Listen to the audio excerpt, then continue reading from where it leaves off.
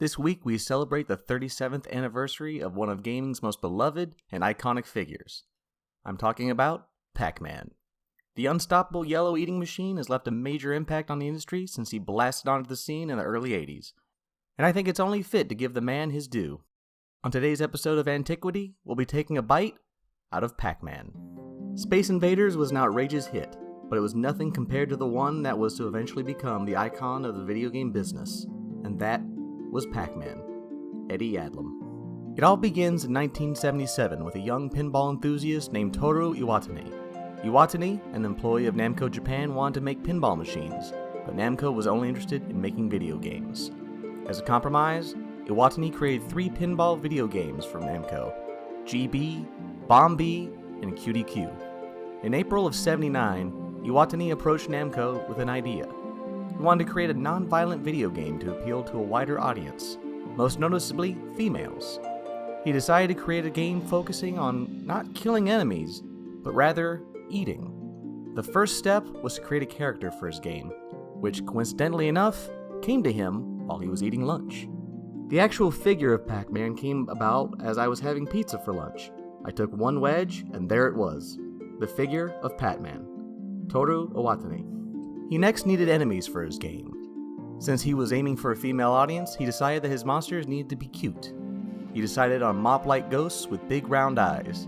Next, he designed the maze, dots, and power pellets. And after just 1 year, he had completed a working prototype for Pac-Man. The game was exceedingly simple. Players guided Pac-Man through a series of mazes, trying to eat all 240 dots, all the while avoiding ghosts. If the ghost touched Pac-Man before completion, he lost a life. Lose all your lives, and it's game over.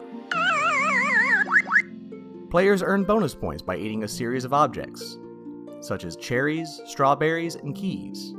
However, the most fun way to earn points was to swallow one of 4 power pellets, located near each of the corners of the maze. This would cause the ghost to turn blue and allow Pac-Man to eat them for a limited time. Namco's reaction to Pac-Man was not exactly enthusiastic. They had 4 games releasing in 1980, and while they believed Pac-Man would be a moderate success, they put all their faith in a racing game called Rally X. Pac-Man and Rally X released that year alongside 2 other games, Tank Battalion and King and Balloon. Before showing Pac-Man to Midway, Namco made one small change to the game. You see, Pac-Man was originally called Puck-Man, or PAC-MAN, for our English listeners. Masaya Nakamura, the founder of Namco, was worried about American vandals changing the P on their Puck-Man arcade machines to an F. So, Puck-Man became Pac-Man. When Namco presented their 4 games to Midway, David Morosky, president of Midway, thought Rally X was going to be their hottest new title. Buyer and analysis report at the October AMOA show concurred that Rally X was the game to beat as it received the most praise at the show. Boy, hindsight's a bitch, ain't it? When Namco's new lineup of arcade games hit the street, one thing was clear: Pac-Man was a smash hit. Over 100,000 Pac-Man machines were sold in the US alone. Strategy guides were published.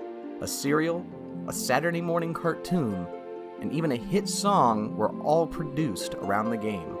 Pac-Man even appeared on the cover of Time magazine. There were even arcades that purchased entire rows of Pac-Man machines to keep up with the demand. Pac-Man's impact on the gaming industry was instantaneous. Before Pac-Man, the most popular games had been about shooting aliens. After Pac-Man, most games revolved around mazes, which Arnie Katz, founder of Electronic Games magazine, dubbed Maze Chasers. The Maze Chaser clones flooded the arcades with titles such as Mappy, Pengo, and Piranha. Pac-Man helped breathe new life into the arcade market, and arcades became as common as convenience stores. Arcade machines could even be found in hotel lobbies, doctors' offices, and grocery stores.